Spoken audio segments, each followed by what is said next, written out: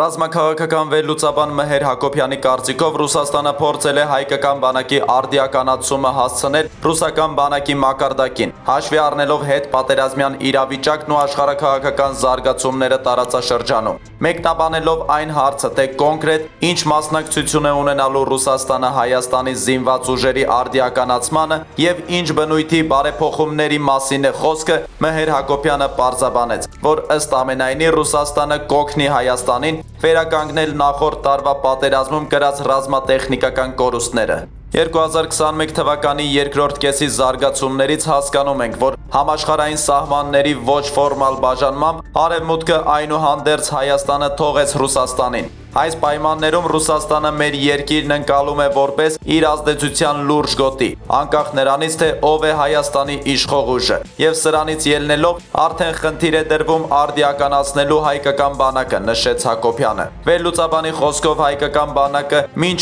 այժմ եղել է խորհրդային տիպի լավ բանակ, իհարկե որոշ նոր տարրեր կային։ Սակայն այժմ ըստ Մհեր Հակոբյանի Ռուսաստանի զինված ուժերը համաշխարհային զարգացումներին հնարավորինս համահունչ փորձում է ժամանակակից տեխնոլոգիաներ կիրառել, եւ այս համատեքստում բարեփոխումներ են իրականացվում նաեւ Հայաստանի զինված ուժերում։ Ենթադրվում է, որ փորձ է արվելու ամենից առաջ հայկական բանակը հասցնել գոնե ռուսական բանակի մակարդակին, ներառելով կառավարումը, օդային գերակայությունը եւ այլն։ Բացի այդ, ինձ թվում է Ռուսաստանը բավականին լրջորեն կվերականգնի վերջին պատերազմում մեր կրած տեխնիկական կորուստները։ Բնականաբար այդ ամենն իրականացնելու է առաջին հերթին իր շահերի համատեքստում, բայց այդ process-ը օգտակար կլինի նաև Հայաստանի համար, մեկնաբանեց վերլուծաբանը։ Քաղաքագետ Ստեփան Գրիգորյանն էլ նշում է. Կասկած չունեմ, որ այսօրվա կառավարությունը մտածում է կամ հուսով է, որ ինչ-որ շեշտադրումներ Ռուսաստանի քաղաքականության մեջ կփոխվեն։ Հարցը ռազմավարական փոփոխությունների մասին չէ, այլ տակտիկական։ Այո, Ռուսաստանը սպասելիքներ ունի Ադրբեջանից։ Դա չի փոխվի, բայց տակտիկական իմաստով կարող է փոխվել։ Օրինակ, Ռուսաստանը սկսեց հասկանալ, որ Ադրբեջանն իրեն կխաբի, ոչ մի հապկ չի մտնի, ԵԱՏՄ-ել չի մտնի։ Սկսեց հասկանալ, որ ուժեղացնում է Ադրբեջանին տարածաշրջանում եւ Հայաստանի գործոնի թուլացումը այս աստիճանի բերում է նրան, որ անվերահսկելի է դառնում եւ Ադրբեջանը եւ Թուրքիան։ Պարզ է, որ ռուսները հասկանում են, որ միայնակ չեն կարողանալու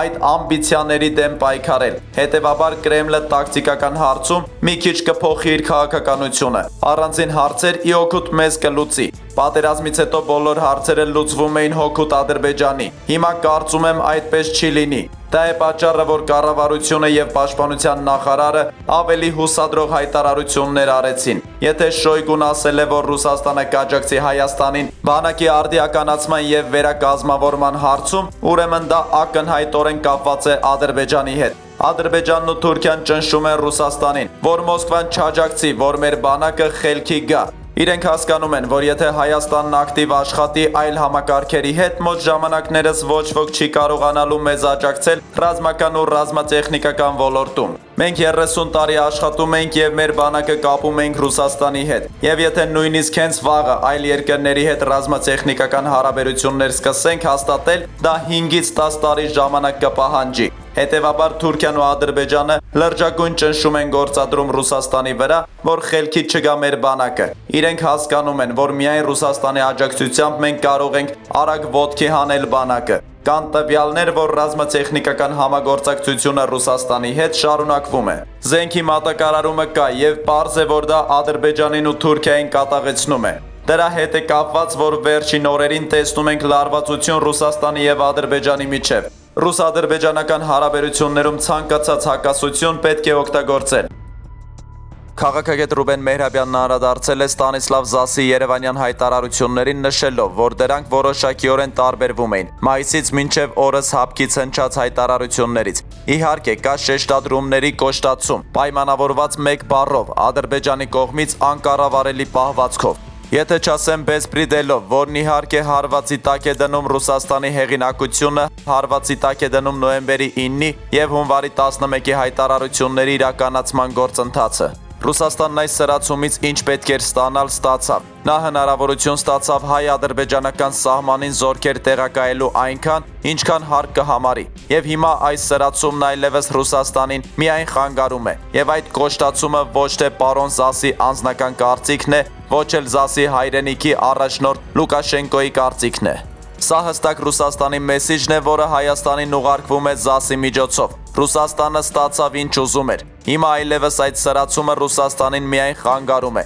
Եվ մոտեցումների փոփոխությունը կապված է դրա հետ, ասաց նա։ Ինչ վերաբերում է Նիկոլ Փաշինյանի հայտարարությանը, թե ՀԱՊԿ շրջանակներում կհաջողվի կոնկրետ լուծումների հանգել, մասնավորապես իրավիճակի մոնիտորինգի հետ կապված, Ռուբեն Մեհրաբյանը նշեց. եթե այդ հույսը չլիներ, այս հանդիպումները իմաստ չէին ունենա։ Փաշինյանը հենց դրա մասին է խոսել, բայց թե ինչ կանի ՀԱՊԿ-ը, դժվար է ասել։ Ի վերջո, ինչ է նշանակում ՀԱՊԿ մոնիտորինգ, երբ դրա համար հստակ կա ԵԱՀԿ-ն, որին անդամակցում է եւ Հայաստանը եւ Ռուսաստանը։ Հիմա ես կարծում եմ, որ ժամանակն է, որ հարցը տեղափոխվի ԵԱՀԿ մշտական խորհուրդ։ Դա նաեւ լրացուցիչ խթան կհանդիսանա, որ Ռուսաստանը պատճառ ունենա ցուցադրելու, որ ինքն ի վերջո ի վիճակի է տարածաշրջանում կայունություն ապահովել։ Համենայն դեպս դա այն է, ինչ միշտ ուզեցել է ապացուցել Ռուսաստանը։ Դիտարկմանը, որ կա տեսակետ, որ պաշտոնական Երևանի հրապարակային դժգոհությունները հիմք են ստեղծում, որ Հայաստանն անվտանգության ոլորտում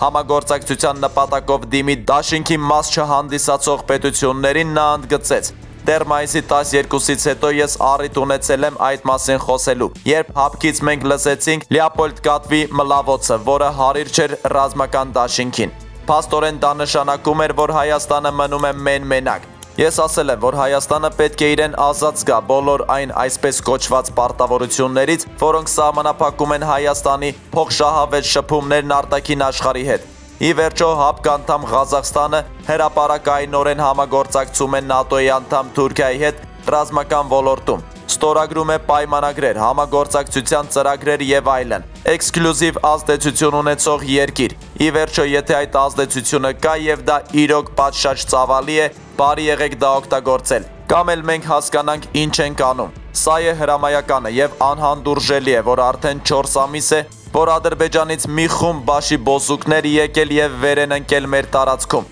Դա էլ արդեն ՀԱՊԿ-ի պատասխանատվության գոտին է, բայց ՀԱՊԿ-ում իրենց դնում են Կովկասում ավանդական կենթանու տեղը։ Եվ ոչ մի բան չեն ուզում անել այդ ուղղությամբ։ Այդ իմաստով ես չեմ կարծում, որ Զասի արած հայտարարությունները Երևանում, որոնք իրոք որոշակի փոփոխություն արձանագրում են, բայց դրանք ուղղակի կիլոմետրերով հեռու են բավարար լինելուց։ Հաշվի առնելով այն պայմանագրային պարտավորությունները, որն իր անդամների առջև ունի ՀԱՊԿ կոչվող անհասկանալի կառույցը, քաղաքագետ Լևոն Շիրինյանն էլ այս առիթով նշեց.